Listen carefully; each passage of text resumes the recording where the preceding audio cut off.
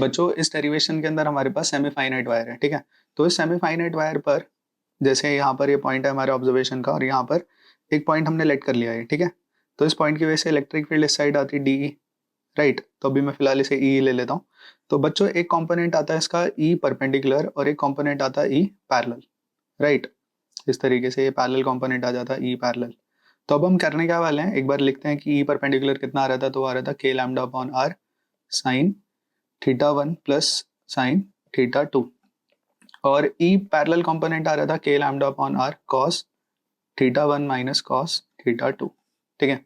तो ये दो कंपोनेंट्स हमारे पास आ रहे थे। अब सेमी फाइनाइट वायर के लिए क्या होगा, सेमी फाइनाइट लेंथ के लिए हमारे पास देखो यहाँ पे ये हमने लेंथ ड्रॉ करी, वैसे ये आगे तक जा रही है, ठीक है।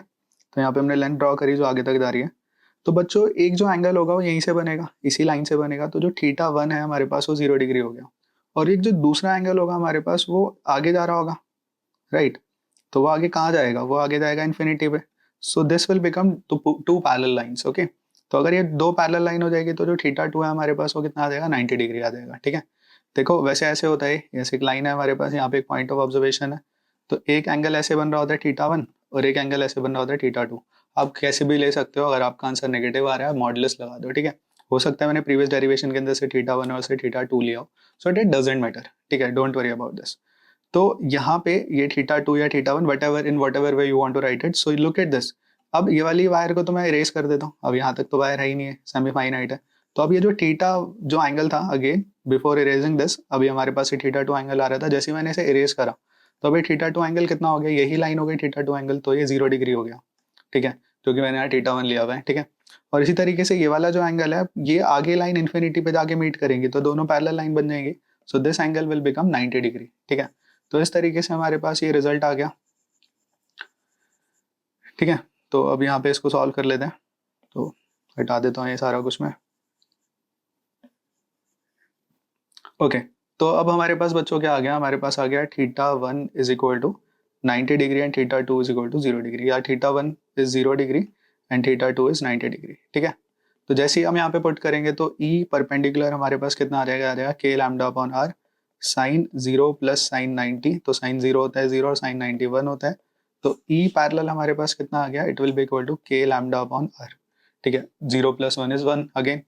तो ये ई परपेंडिकुलर आ गया, ई पैरेलल भी इसी तरीके से निकाल लेंगे, k lambda upon r sine theta one sorry cos cos theta one minus cos theta two. तो बच्चों कॉस 0 होता है हमारे पास 1 और कॉस 90 होता है 0, तो 1 माइनस 0 इज अगेन 1। तो हमारे पास ये आ गया k lambda upon r. So this will be the electric field due to semifinite, ठीक है। अभी खैर ये कंप्लीट हुआ नहीं है, जैसे ये पॉइंट पी था हमारे पास सेमीफाइनाइट वायर के लिए, तो ऐसे ही मैं क्विकली ड्रॉ कर देता हूँ उसे, ठीक है। तो ये ऐसे लाइन थी, ये डिस्टेंस आर था, ये इन्फिनिटी तक जा रही है। तो हो क्या रहा है यहाँ पे, इस साइड पे ये परपेंडिकुलर कंपोनेंट आ रहा है फील्ड का और इस साइड पे पैरेलल कंपोनेंट आ रहा है फील्ड का। तो यहाँ पर ये बन गई क्या, हमारे पास यहाँ बन गई net field. So net field again it is the vector addition of E perpendicular square plus under root of sum of E perpendicular square plus एक minute plus E parallel square, ठीक है। तो ई नेट हमारे पास कितना आ गया इस particular P point पे, so it will be equal to under root k lambda upon r square plus k lambda upon r square. So we will get root 2 k lambda upon r, ठीक है। This will be the final expression of that particular derivation.